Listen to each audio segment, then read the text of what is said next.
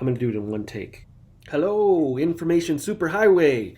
It's Jeff, and it's Thursday, February 11th, which means it's time for our weekly update. And I had a whole show and tell thing that I was going to do today on this picture, but then I did something on Monday in the Monday breakdown where I mentioned I was feeling under the weather. And that meant, as soon as that went out there, I was inundated. There's a word you don't hear as often as you'd like. Inundated with emails about my health.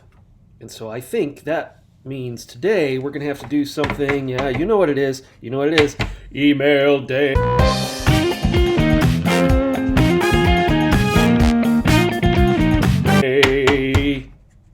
Email day.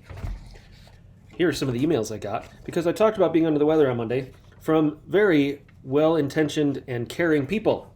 Here's one. Hey Jeff, I heard you were having some fever symptoms and was wondering if you're planning on getting a COVID test. The reason I'm asking is we might sit out if there's a possibility that COVID is floating around. Important email. Here's another one. Email. Hey Jeff, even if you don't think it's COVID, it might be a good idea to get tested anyway just in case. I know you wouldn't want to spread it in the event that you do actually have it. By the way, COVID testing is at the Boulder County Fairgrounds, and it's free for anyone and gives back quick results. Praying it is not COVID, but I will feel safer if you had a negative test result. I am kind of a pinball here on Sundays. I talk to a lot of people, so I think this is good advice. So I went and I got a COVID test on Tuesday, and then I got this wonderful email. Look what it says, look what it says, look what it says. Not detected. I have a negative COVID test. I am clean as a whistle. So that means you don't have to worry about me having COVID. That doesn't mean you don't have to worry about anybody having COVID. But I have a clean bill of health, and thank you to all who showed that concern. That was very helpful. And I kind of felt like I should be able to provide that negative test because we do take it seriously here. Even though we are open for business, we don't want anybody getting sick, and we don't want anybody feeling like they're not safe. So those of you who are still staying home waiting for a vaccine, we love you, and we hope that you can still enjoy our online services. Speaking of that, this wasn't really an email. This is a really nice card I got. Look, it's got a bear on it.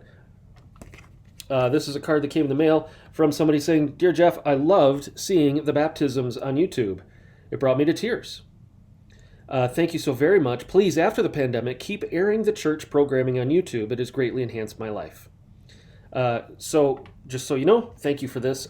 I love it.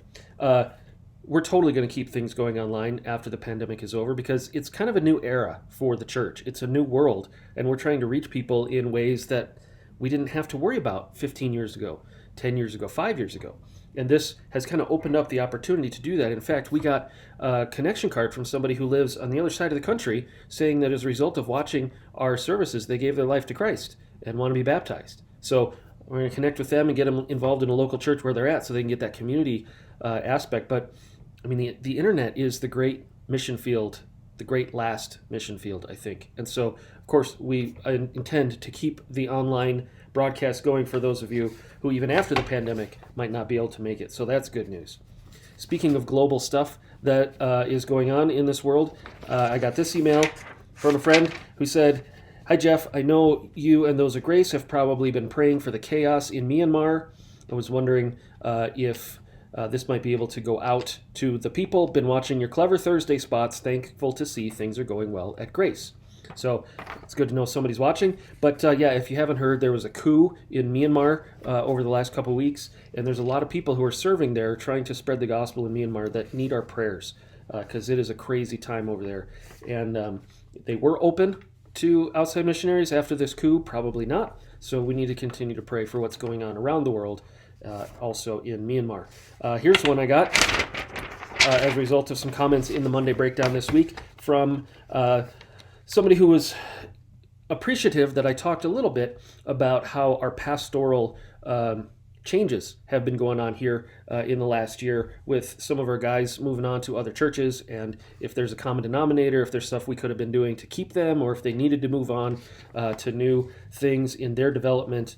And anyway, the question is, in our discipleship focus now as a church, can we hire green pastors and give them the opportunity for experience and to hone their skills and eventually maybe send them off to other churches? There's a wealth of experience and knowledge with the three of you, James and Matt and myself, in preaching, working with youth, working with children, and visitations, not to mention the many highly qualified volunteers in many areas.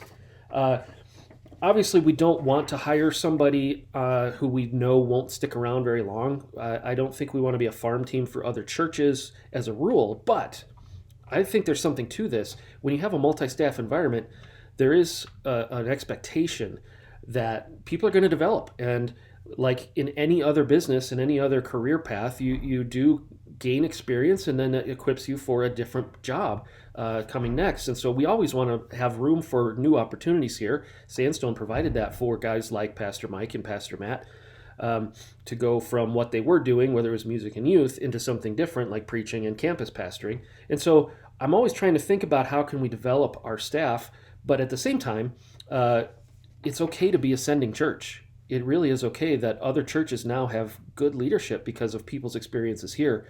And we hope that when that is time to leave, that it's a healthy thing and not hurt feelings or things like that.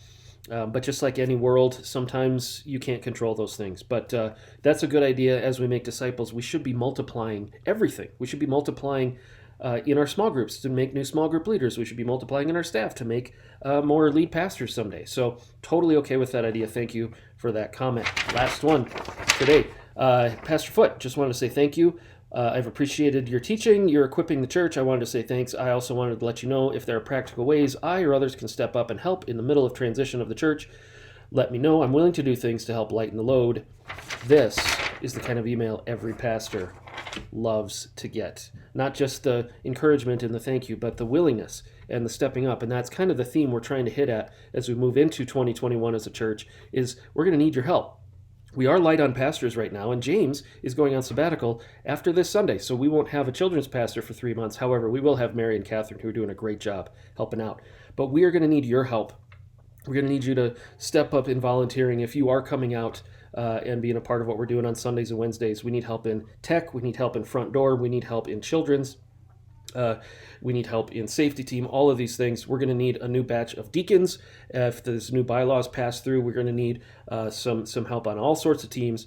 So if you are like this person willing to help, send an email to office@gracelongmont.org and we can get you plugged in.